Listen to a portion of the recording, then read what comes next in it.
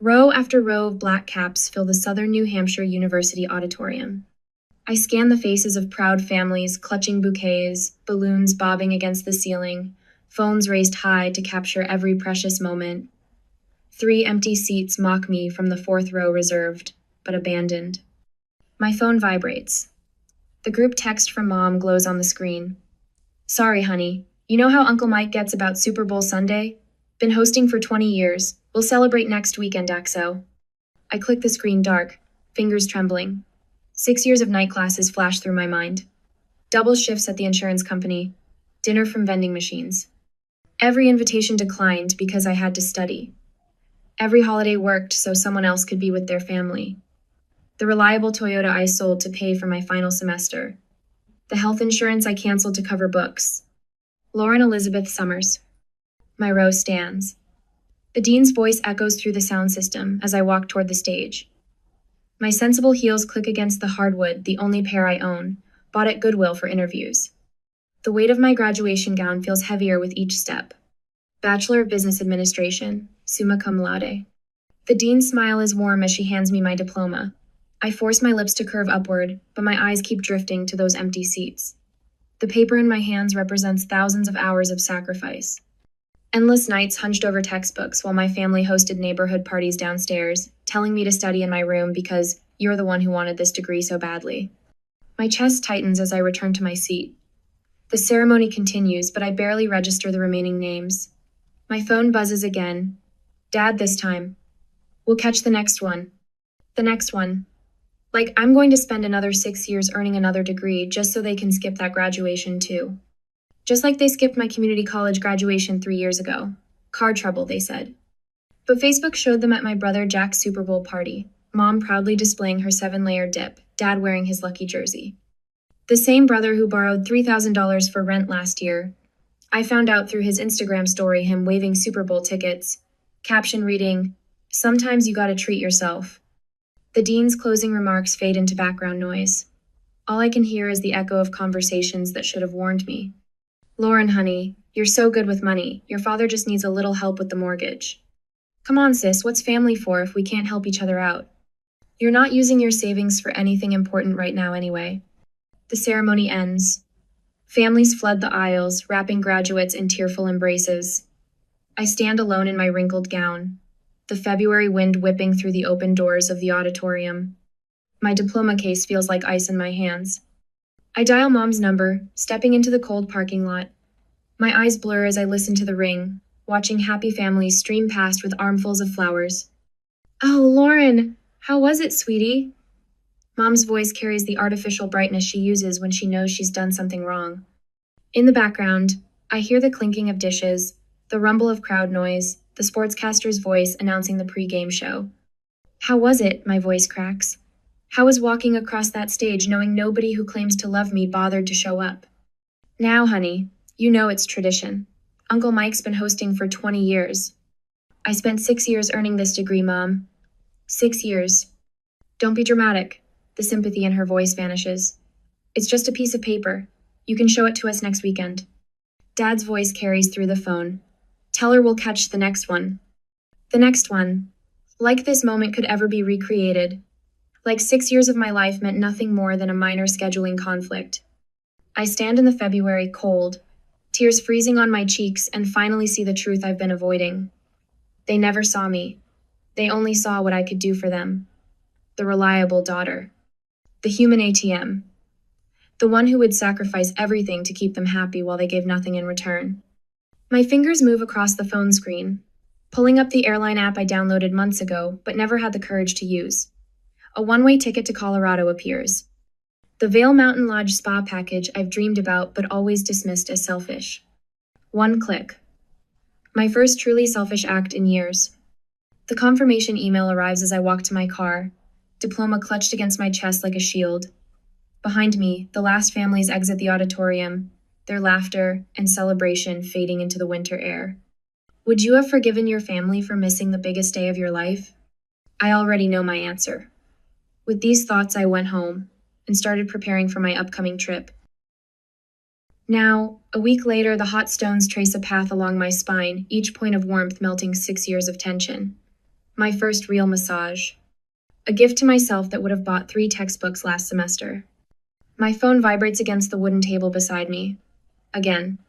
The 13th time in 2 hours. Would you like me to put that in airplane mode for you? The masseuse's voice floats through lavender-scented air. Her hands never stop their gentle pressure. No, the word catches in my throat. I need to know. Need to know what fresh disaster my family creates while I hide in this mountain sanctuary. Need to see how they spin my disappearance. Need proof I made the right choice. The stones shift to my shoulders.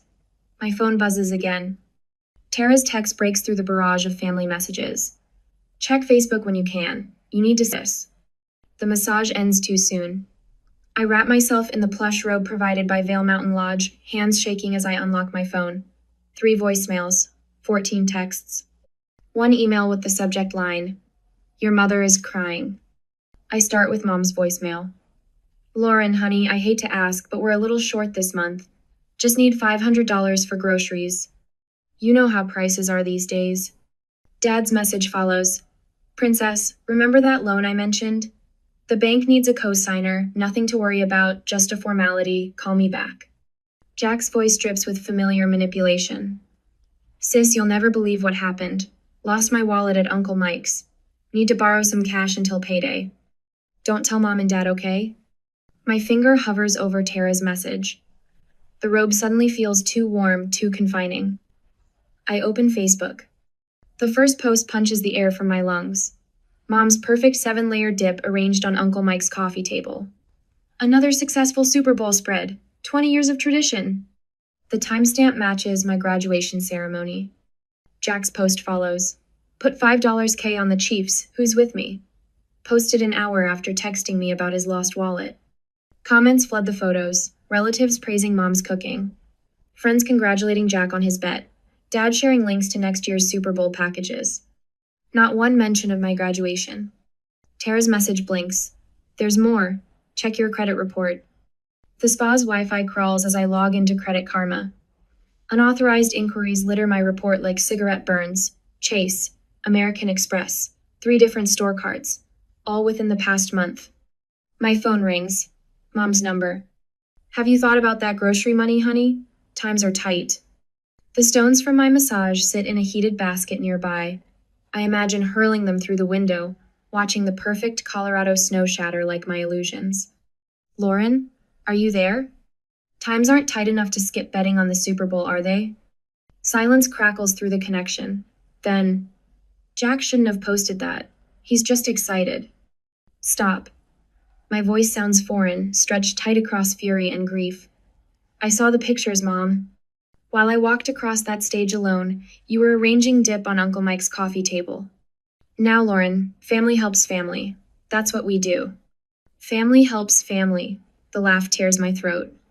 Is that why there are credit inquiries I never authorized on my report? The silence stretches longer this time. In the background, I hear Dad's voice. "Is that Lauren? Tell her about the loan. Don't you dare." The words slice through Mom's excuses. "Don't you dare ask me for one more thing." My finger finds the block button as Dad's voice rises. The screen goes dark. Relief floods my system, chased immediately by crushing guilt. Good daughters don't block their parents. Good daughters don't run away to luxury spas while their families need help. My phone lights up with Tara's call. I talk to my cousin Sarah. She's a lawyer, specializes in identity theft. She says you need to file a police report immediately. I can't do that to them. The words come automatically, programming too deep to override. They're family. Honey, family doesn't steal your identity. Family doesn't miss your graduation for a football game. Family doesn't. A knock interrupts. The spa concierge stands in my doorway, concern etched across her features. "Miss Summers? We've upgraded you to our Mountain View suite. No charge." I didn't ask for. "You're not the first person I've seen make these calls." She steps inside, closing the door softly. "My mother emptied my accounts the day I graduated college. Said I owed her for raising me." The tears finally break free. She hands me a tissue, then another. "The suite has a better security system," she adds quietly, "and a private entrance." My phone vibrates. Another credit alert. They opened a Macy's card in my name yesterday. I pick up my phone, hand steady now. Tara? Give me Sarah's number, and the name of a good accountant. The mountain snow falls outside my window, each flake a promise of fresh starts, of boundaries sharp as February frost, of a life where love doesn't require sacrifice, a life where I'm finally free. My phone buzzes one last time before I block Jack's number.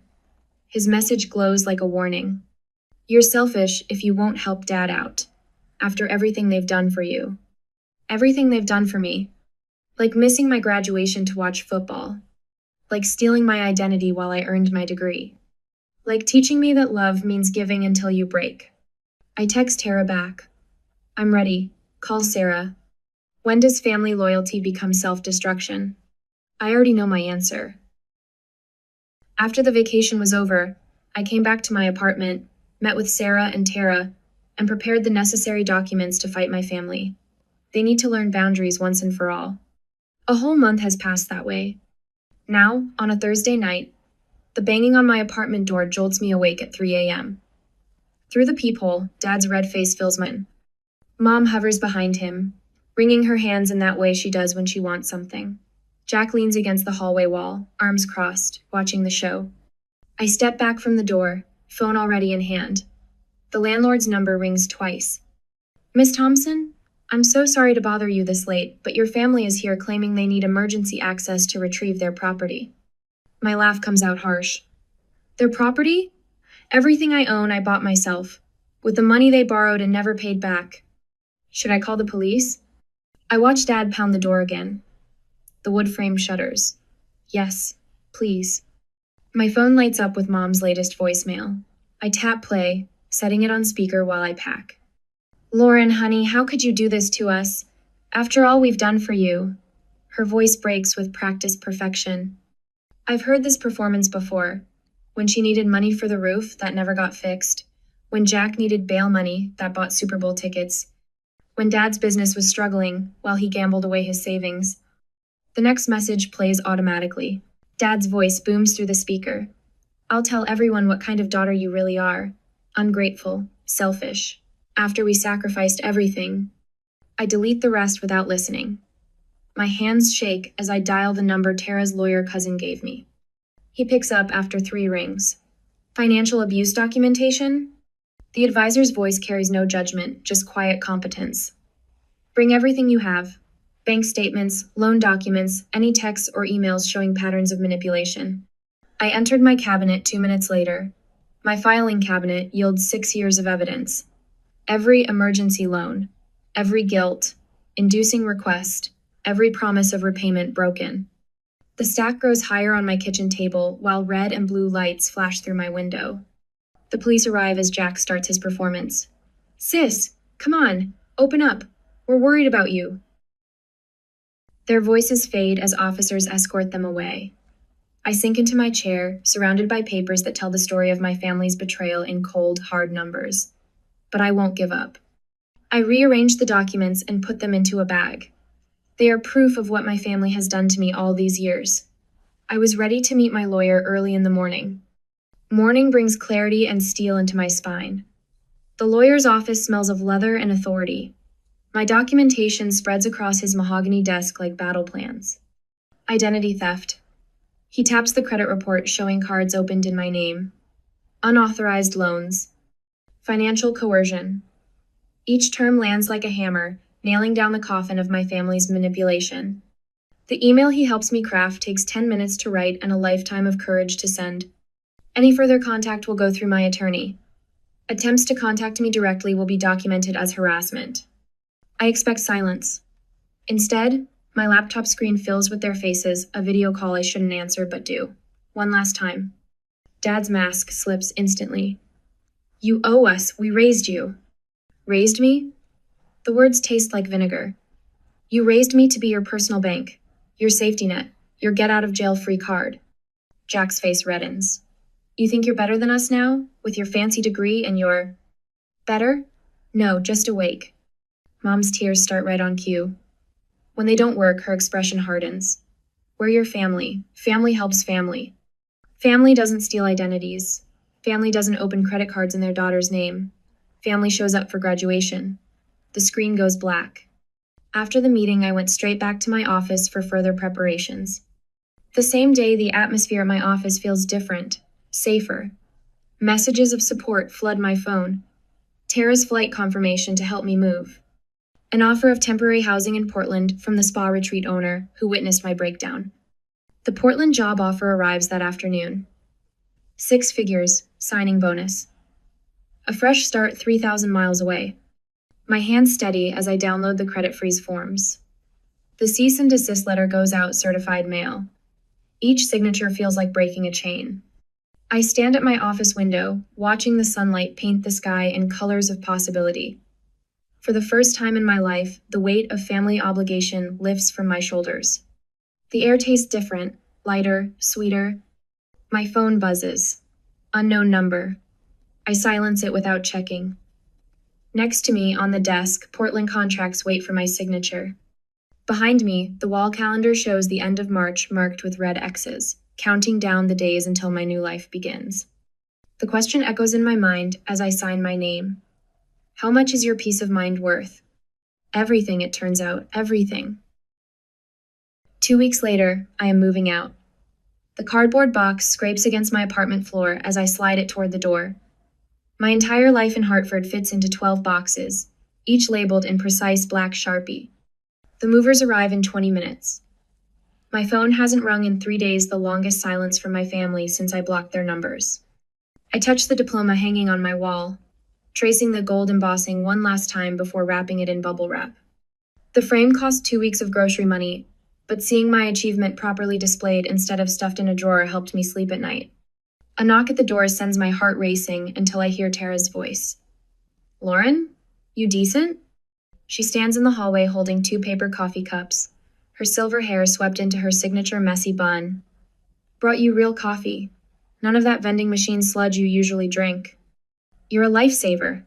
The rich aroma of French roast fills my nostrils as I take a sip. The movers come at 9. I know. Tara sets her cup down and surveys my apartment. You really did it. You're really leaving. Portland's waiting. The words still feel strange on my tongue. 2 weeks ago, I accepted the department manager position at Western Insurance's Oregon office, double my current salary. Full benefits. A signing bonus that covered first and last month's rent on a downtown apartment. My phone buzzes. Another email from Dad's lawyer demanding a response to their reasonable request for family reconciliation. I delete it without reading. They hired a private investigator, Tara says, watching my face. Jackie from accounting saw him asking questions in the break room yesterday. A laugh bubbles up from my chest, surprising us both. Let them waste their money. By tonight I'll be gone. The movers arrive exactly on time. I watch them load my life into their truck, each box a brick in the wall I'm building between my past and future. My neighbor Mrs. Chen waves from her balcony. She thinks I'm moving for a promotion. She doesn't know about the cease and desist letter in my desk drawer, or the police report documenting years of financial abuse. My LinkedIn post about graduating despite family sabotage went viral last week. 300,000 views, thousands of comments from other survivors, job offers from across the country. Dad's gambling debts exposed in the comments when his bookie's wife recognized our story. Brother Jack's embezzlement from Uncle Mike's construction company revealed by a former employee. The professional community that ignored my family's social media smear campaign embraced me instead. Women in finance, corporate mentors, survivors of financial abuse who recognized their own stories in mine. Thoughts take me to my new apartment in Portland, waiting above the city lights, secured through my future coworker Amanda's real estate connections. The women's professional network there already added me to their leadership committee. My therapist connected me with a support group that meets Tuesday nights. Miss Summers, the head mover, brought me back to reality. He holds out a clipboard. Just need your signature here. I sign my name with steady hands. Through the window, I watch them load the last box, the one containing my mother's china. The set she promised would be mine when I married, then sold at a yard sale to cover Jack's gambling debts. I found identical pieces at estate sales, slowly rebuilding what was stolen. My phone lights up with a text from Amanda in Portland. Office is ready. Team can't wait to meet you Monday. The promotion blindsided my family. Department manager at 30. The position Dad always claimed I'd never qualify for without his connections. The job Jack expected would be his once he put in his time. Tara helps me do one final sweep of the apartment. Under the sink, I find Jack's old baseball trophy, one he threw at my door the night I refused to co-sign his car loan. The glass vase shattered, leaving the golden player eternally pitching to no one. Want to keep it? Tara asks. I drop it in the trash. The hollow thunk echoes through the empty apartment. My phone buzzes again. Uncle Mike's name appears the first family member to contact me directly since the restraining order. Lauren. His voice sounds older than I remember. I saw your post, about graduation day, about the Super Bowl. Uncle Mike. 20 years I hosted that party. 20 years your father used my house to place bets with his bookie buddies. Your brother stealing from my company to cover his losses. He pauses. I'm shutting down the party. Permanently. And I'm pressing charges against Jack. Tears blur my vision as I thank him and end the call. Outside, the moving truck rumbles life. Ready? Tara holds out my coat. I take one last look at the apartment where I spent 6 years studying, dreaming, surviving. The mark on the wall where my diploma hung. The window where I watched so many sunrises, cramming for exams. I'm ready. The door clicks shut behind us. In my pocket, my phone vibrates with another blocked call from my mother. I silence it without looking. Tara drives me to the airport, hugging me tight at security. Show them what you're made of, boss lady. We part and I fly towards my new life. 6 hours later, I stand in my new apartment, watching Portland's lights twinkle through floor-to-ceiling windows. The moving truck arrives tomorrow. Tonight, I have only what fits in my suitcase me diploma, my laptop, and my future.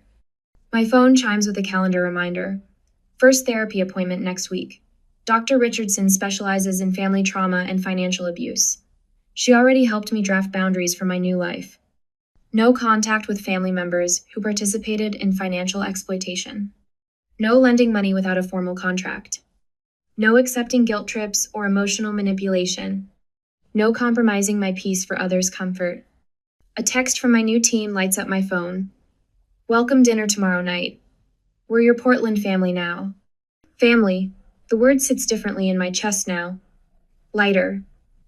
Chosen instead of inherited. Built on respect instead of obligation. I unzip my suitcase and pull out my diploma. Tomorrow I'll hang it in my office, where everyone can see it, where no one will question my right to display it. Where success isn't a betrayal, and ambition isn't a sin. The city lights shimmer like stars fallen to earth. Somewhere below, my new life waits.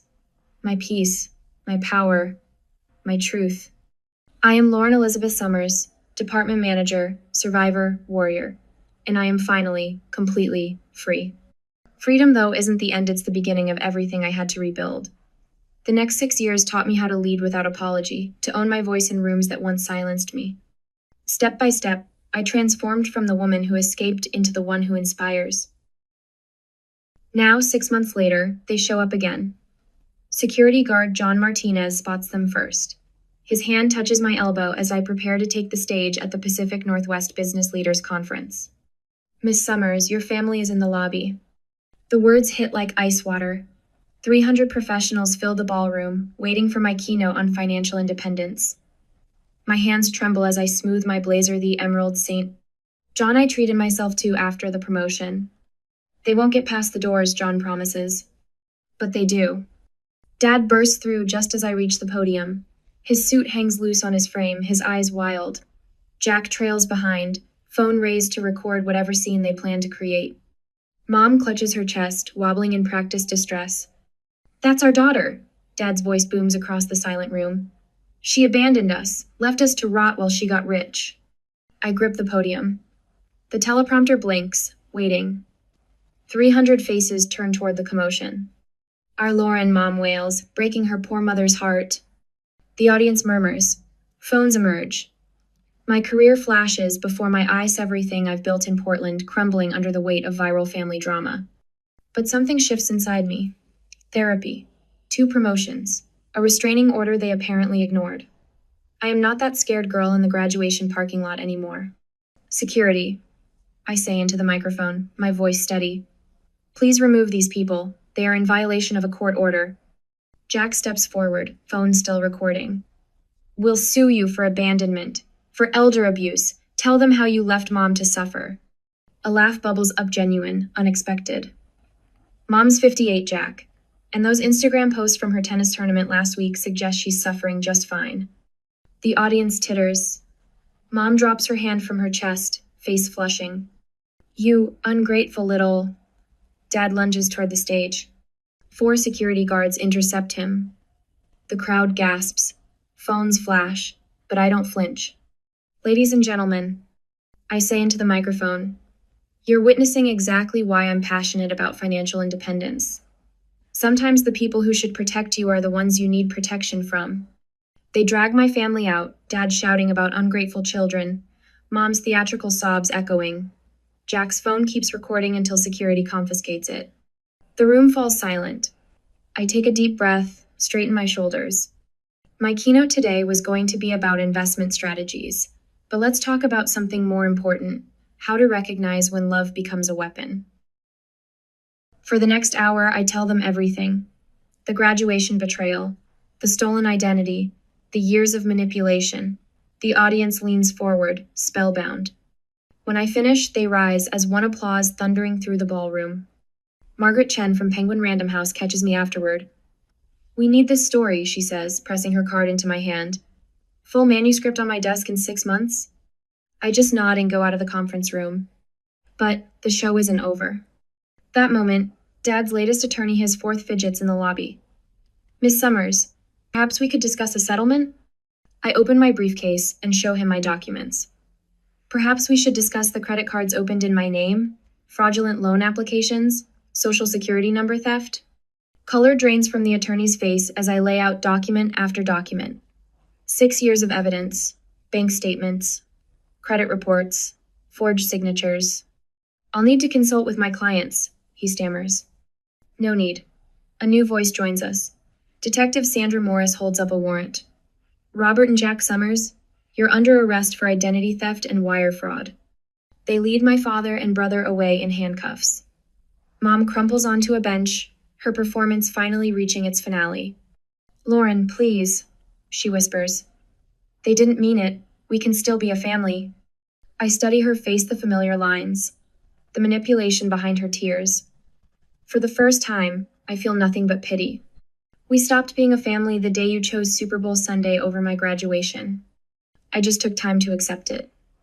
My mother says nothing, follows them to the police while I go home to prepare for endless meetings and documents for the new clients.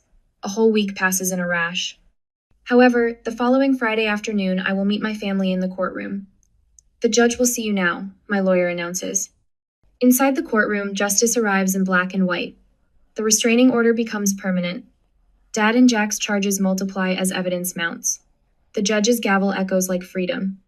Uncle Mike arrives as we exit the Super Bowl party host himself. His face is granite as he faces my mother. 20 years of hosting, he says, and you use my parties to cover up stealing from your own daughter? The family's done with you, Pat. All of us. Mom's mask cracks. Real tears now. But I don't stay to watch them fall. Outside, Portland's rain washes the courthouse steps. My phone buzzes with messages, colleagues offering support. Margaret checking on the book deal. Tara sending heart emojis. A text from Uncle Mike. Proud of you, kiddo. Wish I'd known sooner. I click the phone dark, remembering another rainy day, another phone full of excuses. The frightened girl in the graduation parking lot feels like a stranger now. The courthouse doors open behind me. Detective Morris emerges with evidence boxes. You okay? She asks. I tilt my face to the rain. You know what? For the first time in my life, I really am. The investigation will take months. The headlines will fade. The book will find its audience, but none of that matters right now. I am Lauren Elizabeth Summers. I am free. The rain continues to fall, washing away the last chains of obligation, leaving only truth behind. When forgiveness becomes enabling, the bravest love is letting go. I am just sorry I needed 6 long years to realize it. At the present, the Portland spring rain taps against my office window. 6 years of change spread across the walls and frames photos, certificates, newspaper clippings. My original business degree hangs in the center, those empty auditorium seats captured forever in a snapshot below it. Next to that, a packed conference hall from last month's keynote speech. My reflection watches me from the glass, shoulders straight, chin high. The door opens. Sarah, my newest mentee, clutches a thick folder to her chest. The bank statements you asked for. Her voice trembles. Dad opened 3 credit cards in my name. I gesture to the chair across from my desk. The leather creaks as she sinks into it, shoulders hunched exactly like mine used to be. You're already ahead of where I was, I tell her. You caught it early. Her eyes drift to the wall of photographs. Will I ever stop feeling guilty? The question echoes through 6 years of therapy sessions. Dr. Patterson's voice comes back to me. Guilt is the ghost of expectations we never chose to carry. The guilt changes shape, I say. It becomes something else, something stronger. The intercom buzzes. Miss Summers, your 4 o'clock is here early. The scholarship committee? I smile at Sarah. Want to sit in? See where this path can lead? She nods, spine straightening just a fraction. The conference room fills with board members, successful professionals who've become my chosen family. Tara, my best friend since that first devastating graduation day, takes her usual seat beside me. Under the table, she squeezes my hand. The Lauren Summers Scholarship Fund, I begin, will provide full tuition for survivors of family financial abuse. My voice carries strength I once thought impossible. Every recipient receives mentoring, legal support, and trauma counseling. The projector illuminates our first-year goals. My hand touches the diploma in my pocket, the one I earned 6 years ago. Master's in Business Administration. This time, every seat held someone who chose to be there. Who chose me? Tara and her husband whooped the loudest when I crossed that stage. My therapy group brought flowers. My team from the Financial Abuse Survivors Network filled an entire row. Even my landlord came, the woman who changed my locks that first terrifying night in Portland when my family tried to break in. The meeting ends with unanimous approval. Sarah's eyes shine as board members share their own survival stories. The shame that once paralyzed her begins to crack. Back in my office, I prepare for tonight's TED Talk. Breaking the chains, recognizing family financial abuse glows on my laptop screen. My phone buzzes with a text from Mark. Dinner reservations at 8, proud of you, babe. 3 years of dating, and he's never once asked to borrow money. Never made me feel selfish for having savings. Never questioned why I keep separate accounts. The autumn sun sets behind Portland's skyline as I pack up. My office wall holds one last photo last year's Friendsgiving feast.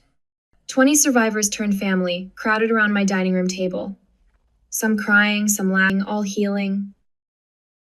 My therapy journal sits open on the desk. Today's entry reads, "Peace isn't the absence of conflict, it's the presence of choices." The elevator carries me down to the lobby where Mark waits. His smile reaches his eyes, the first thing I noticed about him. No hidden agenda. No manipulation. Ready for your big night? He offers his arm. I think of that frozen February morning, standing alone in a parking lot with my first diploma, of Uncle Mike's Super Bowl party that my family chose over my graduation, of my brother's stolen money and my father's gambling debts. I nodded and smiled, and we went to the parking lot. He drove to the event. An hour later, the stage lights warm my face as I take the microphone. 3,000 people lean forward in their seats. My chosen family scattered throughout the crowd, tissues ready. The best revenge, I begin, is a life well lived. But the greatest victory, that's helping others live well too. The words flow without rehearsal. I tell them about empty seats and broken promises, about the weight of expectations and the freedom of boundaries, about building a family from scratch, based on respect instead of blood. In the front row, Sarah sits straighter than I've ever seen her. Behind her, dozens of survivors I've mentored. Their faces reflect back the strength they found within themselves. My hand touches the diploma in my blazer pocket. Not the old one, the new one. The one earned in an auditorium full of love. The standing ovation thunders. Mark beams from his seat. Tara whistles through her fingers. My therapy group bumps fists. The next day, in my office, I adjust the frame holding both graduation photos.